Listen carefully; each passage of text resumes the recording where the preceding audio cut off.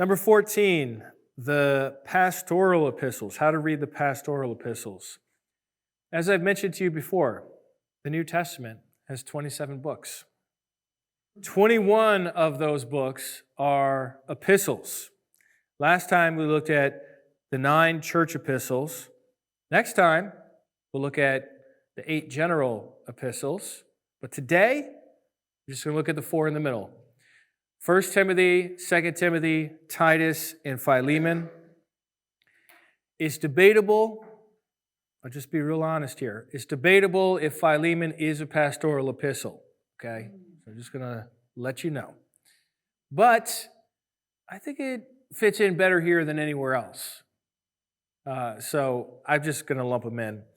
Philemon was a church leader, and Paul is writing to give him specific advice on what to do, instruction. So I think it's similar enough we can lump it in, but it is different than the other 3. So what we're going to do is I'm going to look at 1 Timothy, 2 Timothy, and Titus all at the same time because they're all so similar. And then at the end, we'll look at Philemon. Philemon's insanely short. I shouldn't say insane. It's incredibly short.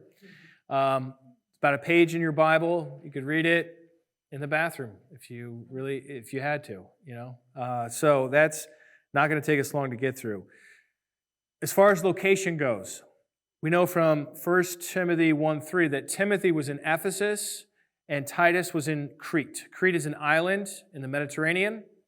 And basically, Timothy and Titus are people that Paul has trained for ministry, that he has mentored, and that are now, as Paul's representatives, giving instruction to other leaders in these other churches in Ephesus and Crete, okay? So that gives you a little setup for what we're talking about here. Paul, at this point, when he's writing the pastoral epistles, is an old man. He's been beaten, persecuted, imprisoned, held in custody, transported across the entire Mediterranean Sea, shipwrecked halfway through, and then put on another ship and brought to Rome, where he's under house arrest. And, there's some questions about, did he get out after that, or did he just go into a more serious imprisonment in Rome? And, people discuss these things and they have theories. But then eventually he is nearing death when he's writing these epistles, and he is going to get executed by the Roman government. We know that he was executed. It's not written in the Bible, but it's written in other historical Christian documents that he was executed by the Roman government in the 60s sometime, is best guess, maybe 64. We don't know exactly what year, but just to give you a perspective on that. When Paul writes the church epistles, he talks a lot about the body of Christ and how we are all members of the body of Christ, and we have diversity, but we also have unity along with that diversity. Everybody's not an eye or a foot or a hand, but we are all we're all part of the same body. Okay. He also uses the metaphor of a family. Brothers, sisters. Why are we called brothers and sisters? Well, it's not because we're genetically related. It's because God is our Father, right? So that's a metaphor that Paul uses in the epistles. He also uses the metaphor of a temple, that we are together, all the Christians together are sort of like built into a worship structure to worship God. Now, in the pastoral epistles, the focus is different. These are not public documents to be read out loud to whole churches. These are private documents sent to Timothy and to Titus. Okay? Now, after years went by, they were collected and added to all of Paul's epistles and, have been read publicly ever since. But I'm saying originally, it's not like Timothy would take this letter and then go read it out loud. It's personal instruction for Timothy. It's personal instruction for Titus. And as a result, the tone of the letter is different. You don't see all that rhetorical flourish of Paul making his case to argue. He knows Timothy's going to do whatever he tells him to do. He knows Titus is on board and is committed. He doesn't argue, he just gives them instruction. And you also don't have the sort of optimism of being a younger Paul. Younger Paul encountered the Galatians and he said, let's write a letter. I'm going to convince those guys. He encountered the super apostles in 2 Corinthians and argued, just a masterful rhetorical persuasion to win them back to his side. In 1 Timothy, 2 Timothy, and Titus, it's just like, well, warn them a couple times, and if they don't listen to you, just move on. You kind of get that sense of like, we're not making arguments anymore. We're just dealing with church leadership stuff.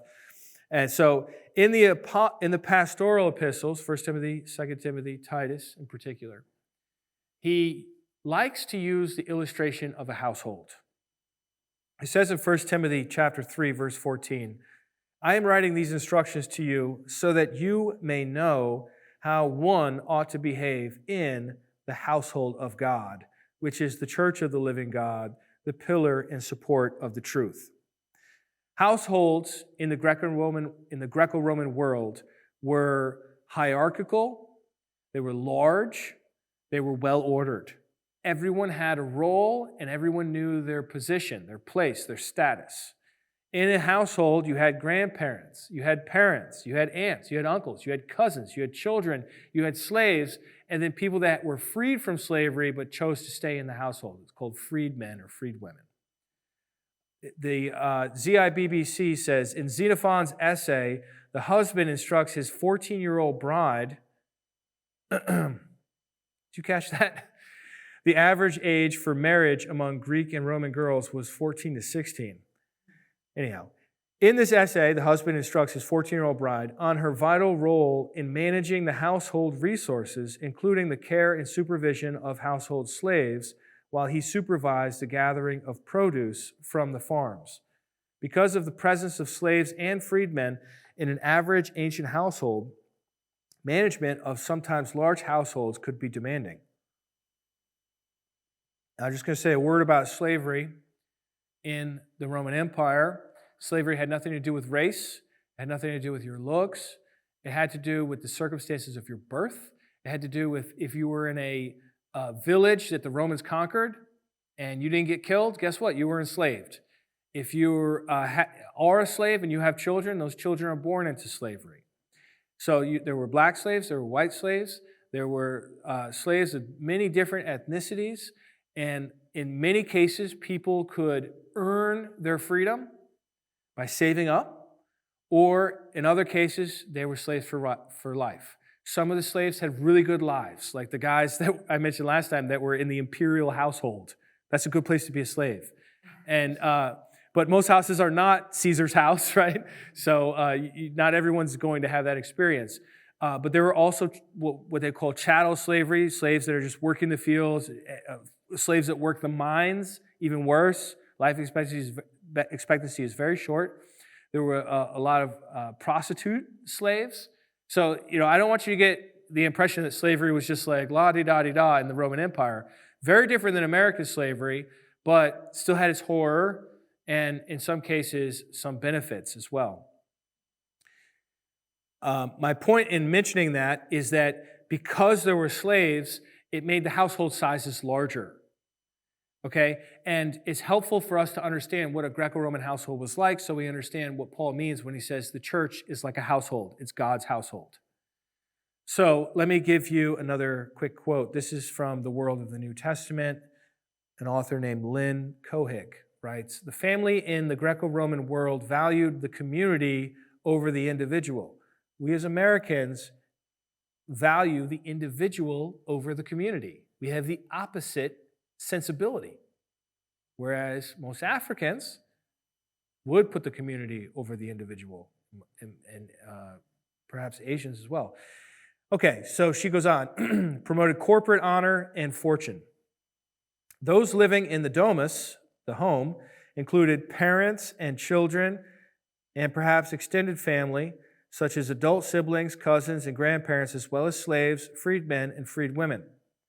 Each individual had a specific status within the home, and each family member deemed the social status of the family, including its wealth and social prestige, as of equal or greater value than their personal happiness. So, this ties in to what Paul is telling Timothy and Titus. He's saying to them, the church is a household of God. He wants the church, each of the churches they're sent to and are organizing and giving advice to the leaders of these churches, he wants these churches to be well ordered, to be well managed, not to be chaotic in the leadership. People need to know their roles. What are you supposed to do? What status are you? What role are you? This kind of thing. He's concerned about what outsiders think. That's what the last sentence I just read to you. They care more about the family prestige than their personal happiness. That's the world Paul's writing within, okay? I think there is some individualism in the New Testament too, just for the record. I don't think they're all communists or something, but there is definitely a much greater value of the community over the individual than we have in our culture in the United States. Did I turn this thing on? I think I did. It says in 1 Timothy chapter 3, verse 7, moreover, he, the overseer, must be well thought of by outsiders so that he may not fall into disgrace and the snare of the devil. He wants church leaders, that's what an overseer is, a church leader, to have a good reputation in the world, not just in the church. It's important to show that Christianity works. If the Christian communities are full of factions and strife, what is that testifying to the world that's watching? In households, everyone has a place and a role. So it is in the household of God. And so we see this spelled out in Timothy and Titus. They talk about the men's role, including older men, younger men. The woman's role, including older women, younger women. They talk about respecting your elders. They talk about how young widows should marry. They talk about taking care of your own family. If your father dies, it's your job to take care of your mother. If you're a Christian, that makes sense, right? Even previous to that, the Jewish people had the same mindset, right? Honor your father and your mother. But then there would be some widows that, for whatever reason, their family isn't taking care of them, and it says to support real widows, as opposed to widows that had other people taking care of them or had other opportunities. He tells slaves to obey and submit. This is very hard for us to hear as Americans. We don't like this. Slavery was a universal institution in the ancient world. What I mean by universal is every of the different civilizations around in the first century, not just the Romans, but everybody has slaves, okay? And so this is not answering the question, is slavery good? No. We know Paul doesn't think slavery is good. He talks about it briefly in 1 Corinthians, maybe it was chapter 7. He says, look, if you can get free from slavery, just get free and don't get enslaved. So he's not like pro-slavery, but it is a reality. And he knows there are some Christians who are slaves, and those Christians want to know, how do I be a Christian in this situation that I can't change? And so he gives instruction within that context. Now, subsequent Christians have used this in America to tell slaves they have to obey their masters in a very twisted way that this is not originally addressing, okay? So I think it is uniquely a difficult one. Anyhow, he also tells the rich to be humble and generous. Okay. Now, basically the idea of this household is that if everyone does their duty, the household runs well, and it's a testimony to those outside the church that Christianity is good, and you shouldn't kill us. That's the concern. Christians would be killed by the Roman government if the Roman government looked at the churches and saw them as subversive or revolutionary. That they were trying to undermine the government in some way. Hey, we don't really need to pay our taxes. Jesus said we don't have to. That's subversion, right? The government's going to come down on that like a hammer. Or if they're saying, you know what, let's just revolt, let's just grab our weapons and just go kill the governors, right? So that's the context of the pastoral epistles. Like, how do we establish these churches in a way that's going to reflect well upon us as Christians, especially to a watching Roman world? And in the context of that, there's one word that comes up a lot, and it's mentioned here in 1 Timothy 4, verses 7 and 8. It says, have nothing to do with profane and foolish tales. Train yourself in godliness. Train yourself in godliness. For while physical training is of some value, godliness is valuable in every way, holding promise for both the present life and the life to come. The word for godliness, we typically say it in English, Eusebia or Eusebia. There's a famous Christian historian named Eusebius. If you ever heard of him, maybe you haven't. I can't resist making that connection because he's very important for church history. But Eusebia or Eusebia is translated godliness, but it has nothing to do with being like God or imitating God.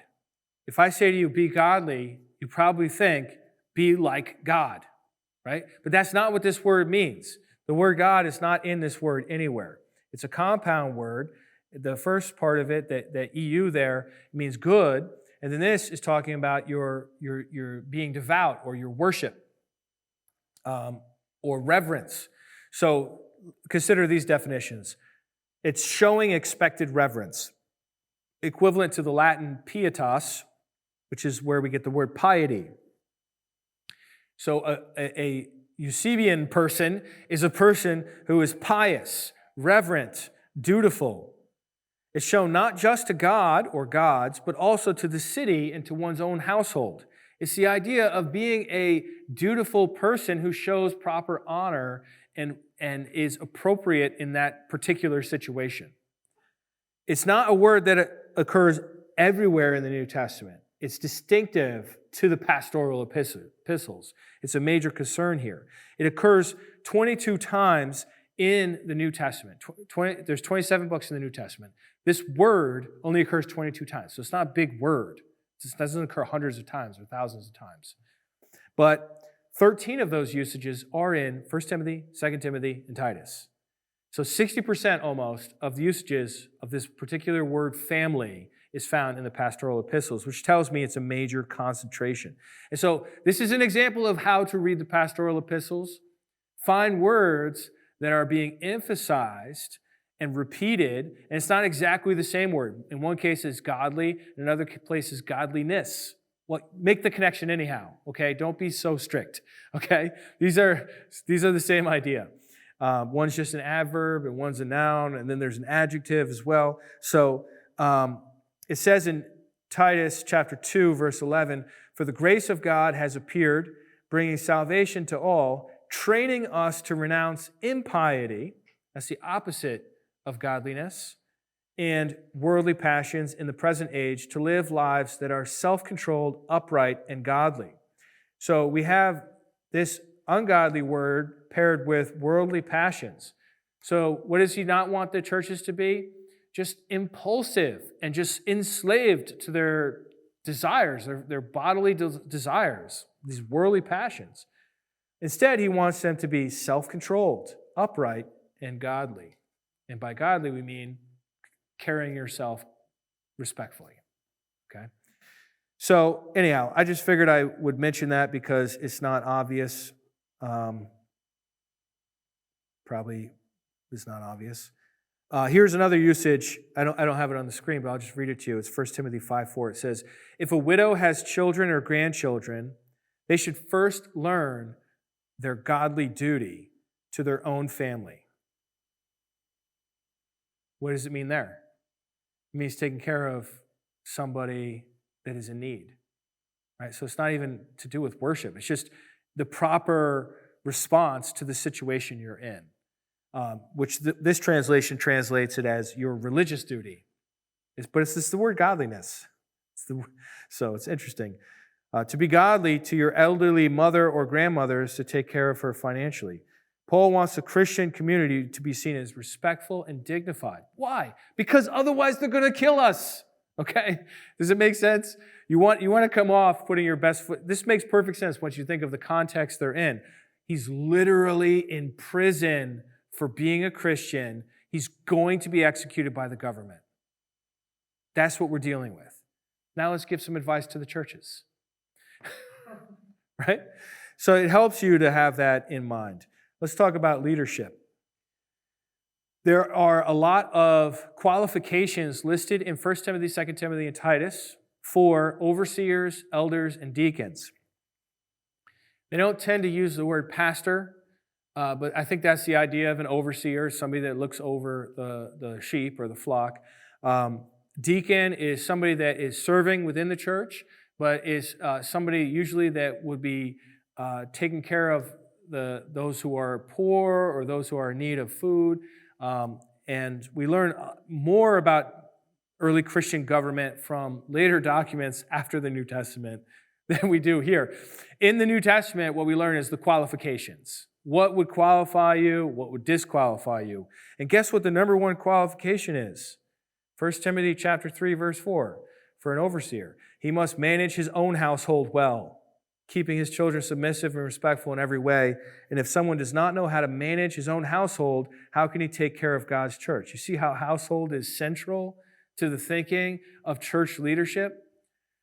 So the idea is pretty straightforward. If you're a bad manager in your own regular life, why would you manage the affairs of a congregation or of a community? Now, many churches around the world take these qualifications, and I didn't list them all out for you here, but I think I probably gave them to you in your notes. Maybe not. Did I put that in there? Overseers qualifications, elders qualifications, deacons qualifications. Yeah. Many churches around the world take these literally and use them in modern times, including our church. Just so you know. There are other churches that say we don't really need to follow the qualifications of what it says, and we can just do something different. That's not the kind of church that we are. We're a Bible church, so we're going to stick with what the Bible says. Okay, warnings against false teachers. This is a major leadership problem, and it's always around. I don't care what century you're talking about, if you're in the Middle Ages, or if you're in early Greco-Roman period, or if you're living today, there are always false teachers, there are always false teachings. What were the problems that he was dealing with? Well, there were some strange Jewish teachings that were talking about these myths and endless genealogies and meaningless talk. And he warns Timothy in particular about these teachings. He says, don't get into this stuff with these guys. It's a false teaching. And then he talks about asceticism. Asceticism is denying yourself bodily pleasure, which typically relates to eating and sex. Doesn't have to just be those two things, but somehow or other, the conversation always ends up going back to those two. And so there's people teaching that you shouldn't eat good food. You should just eat, very simple food or food that was less desirable because, eating good food gives you pleasure and pleasure is sinful. Paul comes against that. He says, no, that's not Christianity, bud. That's not where we're coming from. And some people are even forbidding marriage, saying you shouldn't get married if you're a Christian. And so he comes against that too. And he tells, let me see which one it was. Yeah, he tells Timothy to, hey, nip this false teaching in the bud.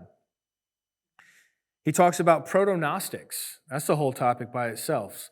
Gnostics are a Christian sect, if we can call them Christian, that had an elaborate system of beliefs that reinterpreted the Bible.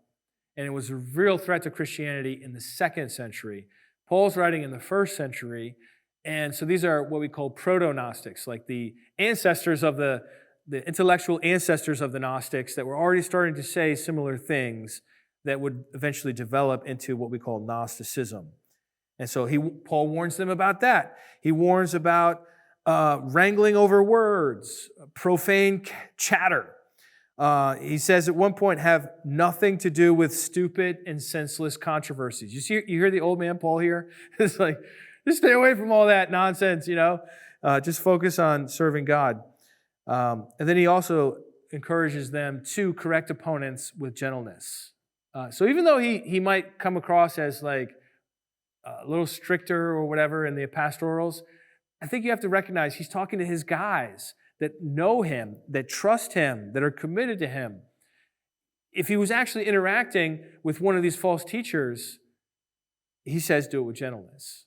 So I think that's an important lesson. And then he names individuals. He names Hymenaeus, Alexander, Phygellus, Hermogenes, Philetus, and then Alexander the coppersmith. I don't know if it's the same Alexander or different Alexander. This is unprecedented.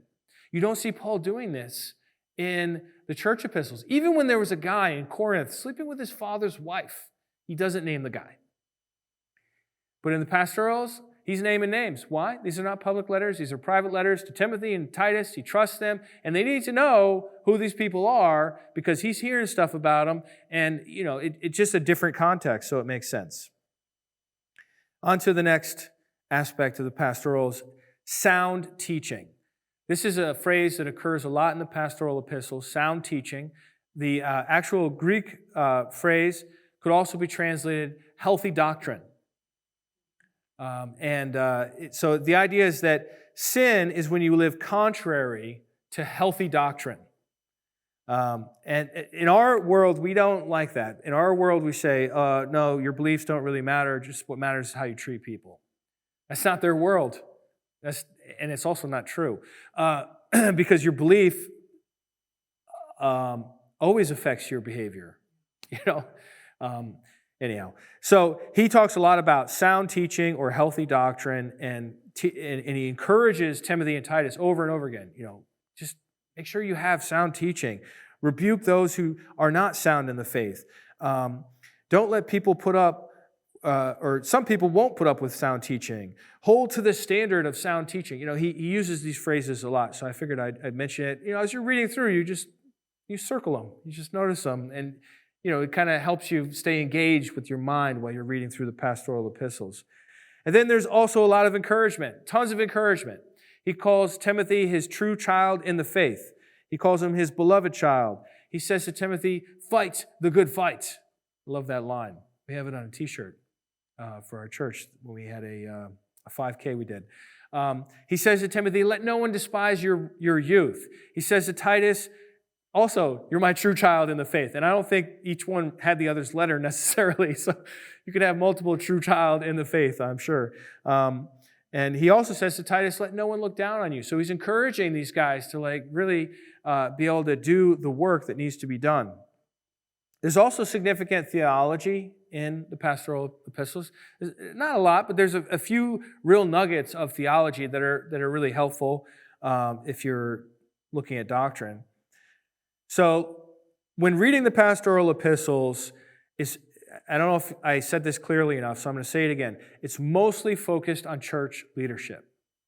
If you said to me, Sean, I don't have time to read everything, what do you want me to focus on in the epistles? I would say, well, don't worry about the pastoral epistles unless you're in church leadership, because, that's what the focus is. Now, having said that, church leaders need to read the pastoral epistles and read them enough so that they don't forget what they say, because that's the standard we're being held to, not whatever the world says is okay. And that's changing all the time. The pastorals tell us who is qualified and who is disqualified for church leadership, and it is good for everyone to know. I don't think it's forbidden from you to read. I'm just saying it's not a high priority unless you're dealing with the church leadership issue. It's good for everyone to know what they say so you can hold your leaders accountable. All right, on to Philemon. I feel like I've been talking about slavery nonstop. Philemon was a Christian. He was a wealthy person. He owned his own house, and he had a household, including slaves. One of those slaves was a man named Onesimus, and we do not know what happened. But for whatever reason, Onesimus ran away from Philemon. And then somehow or other, and Paul doesn't explain this, like I said, Philemon is literally one page, okay? So he doesn't explain this. He says that he met Onesimus while he was incarcerated, when Paul was incarcerated. We don't know if Onesimus was incarcerated with him or if he was just in the household serving, and Paul met him that way, in the prison serving, or wherever if he was under house arrest, whatever. We don't know the circumstances. Somehow they met. Onesimus becomes a Christian, and he greatly helps Paul. And now Paul says to Onesimus, I want you to go back to your master, and I want you to carry him this letter, the letter of Philemon. And it is a masterful piece of rhetoric. Rhetoric, as I mentioned before, is the art of persuasion. And Paul is a master at it. He really knows how to do it. Like by their standards of the day, they'd be like, man, you got skills. Like they have moves and he's making those moves, right? And so he writes to Philemon and he says to Philemon, I want you to accept Onesimus. He was useless to you, but he was useful to me. Onesimus' name means useful. It's a pun. He's playing on the words. He's just grabbing his attention. It's like, see, he's not useless, he's useful. And then he says, accept him as a brother. And if he owes you anything, put it on my account. And not to mention that you owe me your life. So, we don't need to mention that. Of course, he mentions it, that he doesn't need to mention it, right? This is, according to Ben Witherington III, the Emancipation Proclamation of the New Testament. This is where Paul is doing something that is just incredible. He's saying, treat him like, to us this doesn't sound radical. You don't say to a household master to treat a runaway slave like a brother. That's called equality. And so it's a very powerful, it's a short document, but it's a powerful document. And Paul then says, he ends the epistle by saying, and prepare a room for me because I'm going to come check up on you. Which is probably not going to happen unless he gets out of prison, right? But there is kind of like a sense of a threat there. Actually, I can read it on this little slide. It says, and one more thing, prepare a guest room for me because I hope to be restored to you in answer to your prayers. Just a masterful little document. I recommend it to you. All right, let's review. Paul wrote the pastoral epistles toward the end of his life. The metaphor of a household illustrates how the churches should function. Everyone should play their role according to their duty, whether men or women or elderly or young. Godliness is a major concept in the pastoral epistles. It refers to performing your duty with proper honor. It's important that Christians live respectfully and with proper dignity before a watching and suspicious world. The pastoral epistles include clear qualifications for church leaders, including that they manage their own households well. The churches in Ephesus and Crete were beset with false teachers from both Jewish and Greco-Roman sources. Paul encourages Timothy and Titus to adhere to sound teaching, healthy doctrine, so that people will escape the dangers of false teachers. Philemon was a wealthy church leader who managed a household that included slaves. Paul sent Philemon, his runaway slave, instructing him to accept Onesimus as a brother. Well, that's enough for the pastoral epistles. Next time, we'll consider the last section of the epistles, which I'm calling the general epistles. They're also called the Catholic epistles, but they're the last 8 in the list of 21 as we continue in our class to read the Bible for yourself.